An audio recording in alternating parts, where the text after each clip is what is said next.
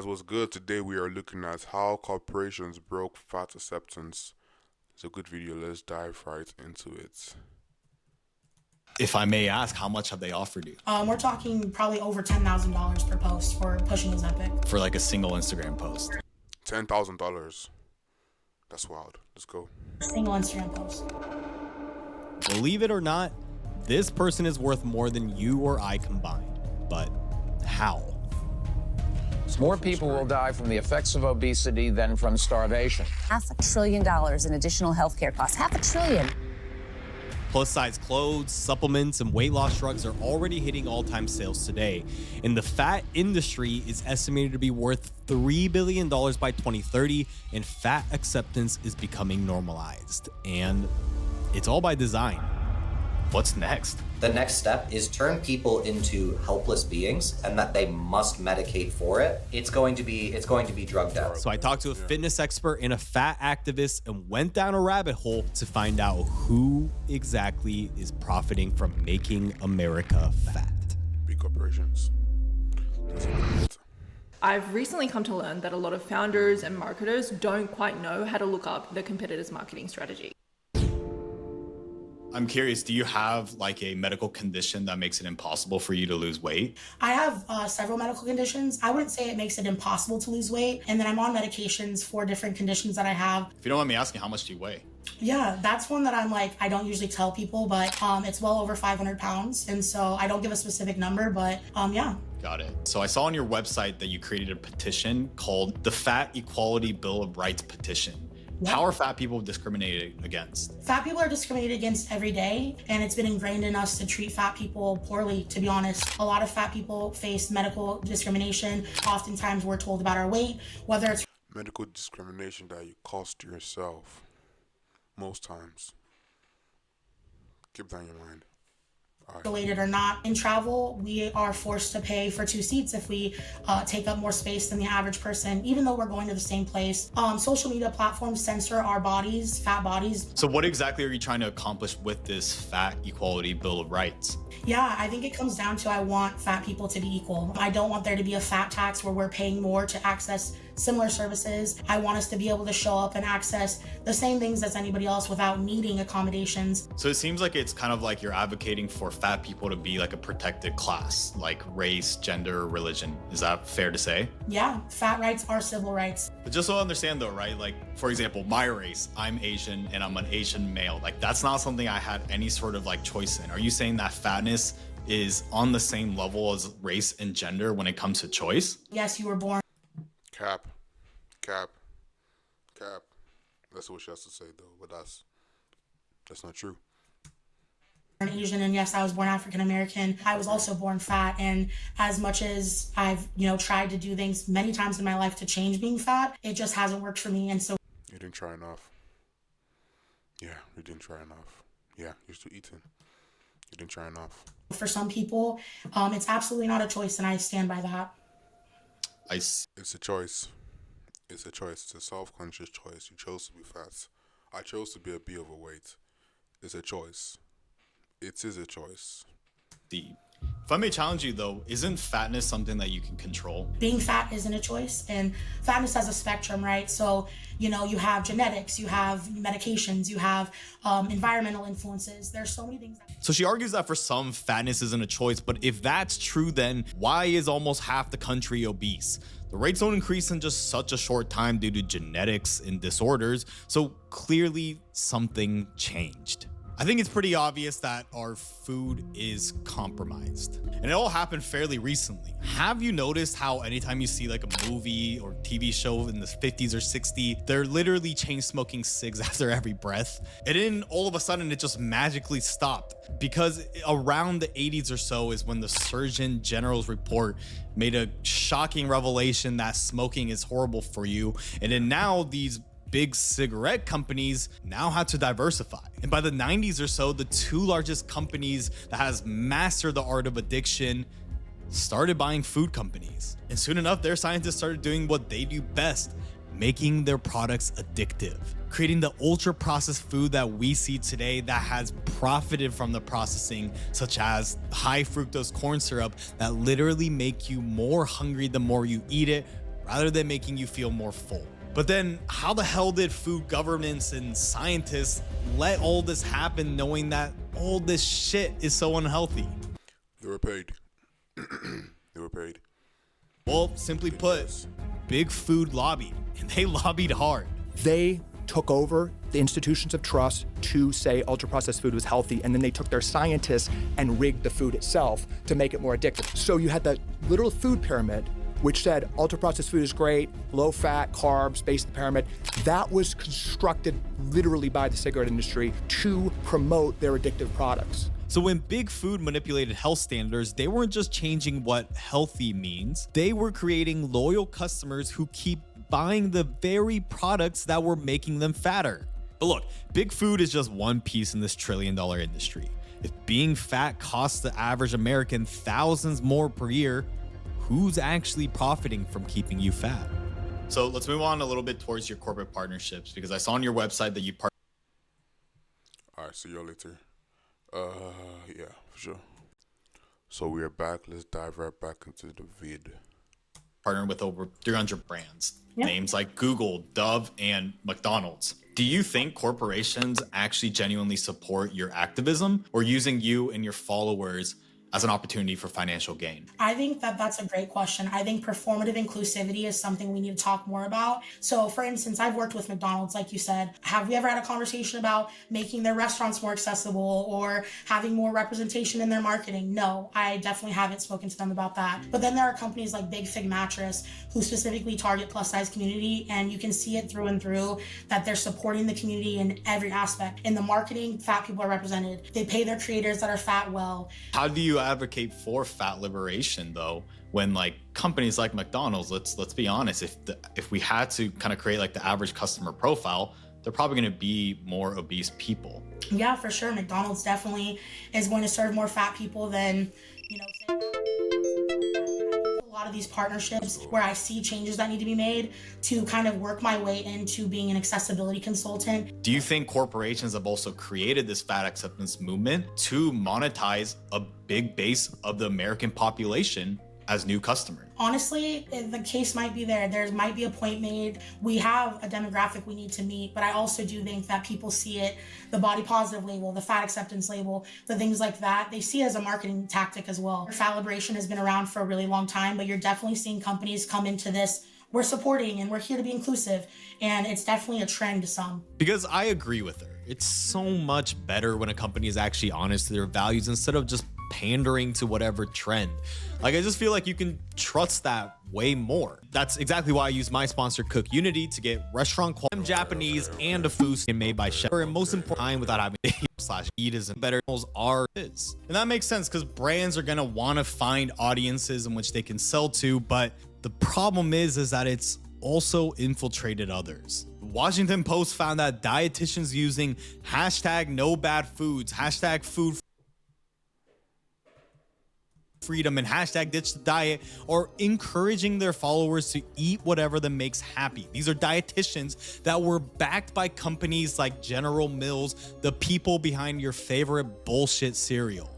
So I think you can now start seeing the bigger picture and how money behind these movements can start using messengers from fat activists to dietitians to slowly start chipping away at the public's perception. In this case, what's healthy. So what happens when a company gains absolutely nothing from fat activism and in fact can be hurt from it, but feel the pressure to conform? You said like one of your biggest initiatives is making it easier for fat people to travel. What is the customer of size policy, and why are you demanding that airlines implement it? Customer of size policy, essentially, it doesn't say one way or the other what is required. It's just more of a policy for this is how our airline accommodates people of size. The customer of size policy, though, specifically that I've modeled my petition to the FAA after, is the Southwest Airlines customer of size policy. And with that policy, anybody who encroaches on the second seat can be given a free seat in order to make sure they're accommodated and they're comfortable on their flight. For me specifically, though, I take it a step further, and I think that all airlines should model their customer size policy after Southwest and provide that second additional seat, and even a third if you're encroaching upon that much space. If you're taking up three seats, pay for 3 seats. If you don't want to pay, just lose some weight. Try that. It's considerate for your body, but also anyone else flying next to you. Because if we're gonna be real, this whole thing that she's talking about only really stands if fatness is truly like a disability that you're born with and you can't change. Because I don't think anyone here can deny that we should absolutely accommodate people who are disabled. But if it's something that you can change, come on, that's ridiculous. So really the question becomes personal responsibility, and I wanted to find answers. And so I wanted to talk to this expert, and especially this one, because of this reel. No, people who are overweight but active were more healthy than those who were overweight but inactive. Because in order to understand how the last player is able to profit so much, we have to separate truth from opinion. Understand how a movement can go from acceptance to ridiculousness. So my entire life was spent in athletics. I used to eat whatever I wanted, looked relatively good while doing it. And then when that stuff stopped and I didn't change my dietary habits, I noticed that I wasn't really liking what I saw in the mirror. I was starting to go a certain direction. And then finally I was like, okay, I got to figure this stuff out. I figured out that through manipulating certain variables, it was just a mathematics game. It became very, very frustrating to me to see other people who wouldn't recognize that it was and would say a lot of things contrary to that, like, oh, it doesn't have to do with calories, it just has to do with my hormones. And that kind of catapulted me into a career of debunking various fitness and nutrition myths. And that's why I have an issue with the whole idea of acceptance.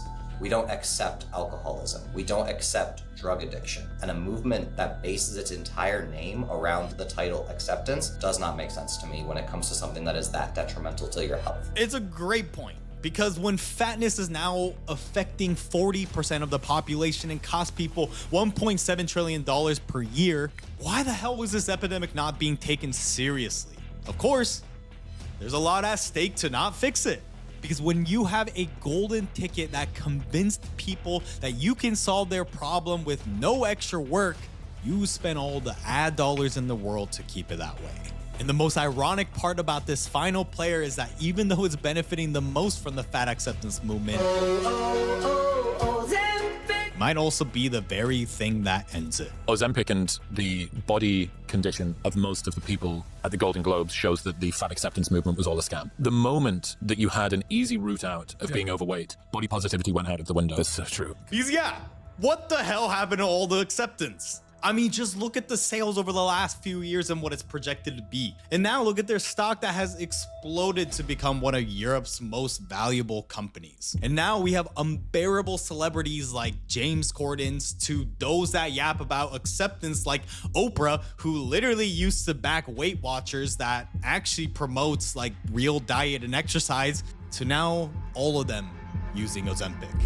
And it's also not just the fatter celebrities that are using it, it's becoming an epidemic, and it's only just the beginning. How common are you seeing Ozempic, whether it be amongst your clients or people you know? It's incredibly common. I'll deal with people every day who are like, oh yeah, my aunt is on this, my cousin's on this. What's next? The next step is to turn people into helpless beings or make them believe that they are completely helpless and that they must medicate for it. And so that is going to become the logical conclusion rather than a last step. It's starting to become more popular too in the bodybuilding community because one of the main mechanisms of action for GLP-1s is that it does reduce your appetite. So you'll get people who are trying to cut down to body fat levels that aren't sustainable, and the leaner you get as a bodybuilder, the hungrier you get. So it's reached everyone, but especially middle-aged older women, and it's no coincidence that that's also the group that's most represented by the fat acceptance movement, because come on, there's no fat acceptance for guys.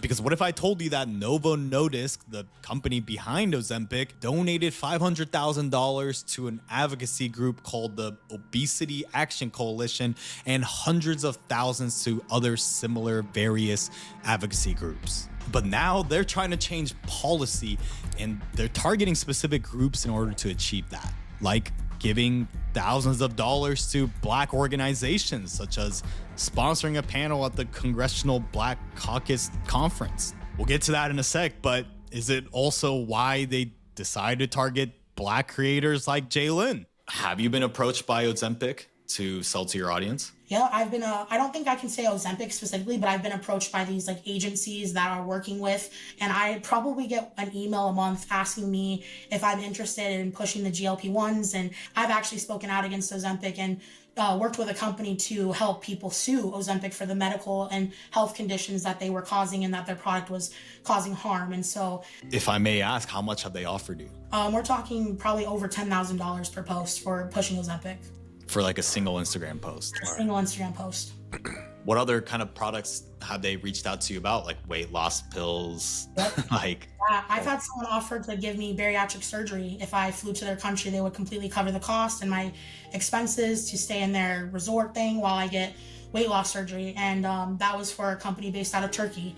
And I've had them reach out probably 5 times over the 6 years I've been doing this. look, I disagree with you. I believe a lot in health, fitness, and keeping what I consider a healthy weight. Yeah. But the fact that you're standing on your values and frankly standing on business, I commend that a lot. Do you feel like a lot of other fat activists are now starting to sell out? So I think the ability to sell out is there. If you want it, you can start working with the GLP-1s. You can start licensing your content to weight loss programs that are trying to build AI, to, you know, things like that, right? There's so many ways you can sell out. It seems like there's a lot of lucrative opportunities to be a fat activist. Man, maybe I take my statements back. Maybe I need a course change on my content. I'm kidding. You're welcome over here, man. We'll accept you. So look, I'm gonna give credit when credit is due, and I commend her a lot for that. Because at that Congressional Black Caucus Foundation conference that I showed earlier, the reason Novo sponsored a panel discussion is all part of their big push to open up Medicare coverage to include weight loss drugs like Ozempic. Because as you can imagine, that will substantially increase their profits. And what they did is that they strategically picked panelists that would tout their message, like Dr. Fatima Cody Stanford, a Harvard Medical School professor that specializes in obesity. And surprise, surprise, she's received consulting fees from Novo. So there's no wonder why she would go on and make a statement at that conference saying things like, "We've denied care for obesity when we haven't for other chronic diseases," instead of recommending the only sustained way of losing weight, diet and exercise. So again, the funniest thing about all this is that Ozempic is literally destroying the fat acceptance movement by targeting and monetizing the very population that was a part of it. So of course, Big Pharma is benefiting heavily from the fat movement by keeping people on a subscription. But what I found is that they aren't the ones that are profiting most. So the fourth and final player is the industry of insecurity. Because what I actually found out most through this investigation is that the more acceptance that you spread, the more your insecurity grows, because the more you start becoming aware of the exact thing that you're insecure about. Do you think in many ways, both fitness and the fat acceptance movement is just profiting off of insecure people? Yes, 100%. The vast majority of the reason that people build muscle is for vanity reasons. They might not necessarily be happy with their physique. They might be dealing with some severe body dysmorphia. If at any point you think that getting to said physique is going to make you a happy person, it's just not true. But with that said, acting on your insecurities doesn't necessarily make it bad. Do it right, and it can actually be the motivation for you to finally change. Because let me tell you, the worst position to be is in indifference. So at the end of the day, we're all gonna be influenced and monetized by something. Like if you're watching me still, YouTube and I are monetizing your attention. And so the question becomes, what will you choose? Because how you use and view your insecurity is the difference between signing up for the gym, signing up for Ozempic, or deciding to say, "F it all," and staying fat. Let me ask you, do you think normalizing fatness downplays the undeniable serious health risks that are associated with being at a fatter weight? I absolutely do not. This is the fact. Fat people exist now. Fat people have always existed and they always will. But I agree, like fat people have always existed throughout history, but we are seeing undeniably unprecedented levels of obesity, especially in this country though. So I don't think we can also downplay that though. Health looks different to all. And you are right, there are many diseases that are, made worse by your weight. So I understand that, and I respect that perspective. I just also think that there's an argument to be made that you can be healthy at any size. So look, clearly we may never agree, but just as fat activists shouldn't force society to conform to their beliefs. But that's bad though. You can't be healthy at every size. Like if you're like 700 pounds, nah, it's cap. You capping. It's definitely capping. I'm also never going to force people to conform to whatever I believe. Yeah. But with that said, with freedom comes responsibility and accountability over our choices. And until you can understand power and how it influences movements, you will be powerless to the movements designed to influence you. And so to help you with that, sign up to a free week. Yo, shout out to this vid, to Jen. That's his name, right? Yeah. Shout out to Jen. Like the video. Pretty dope. And yo, just subscribe and we'll see ourselves later. Bye.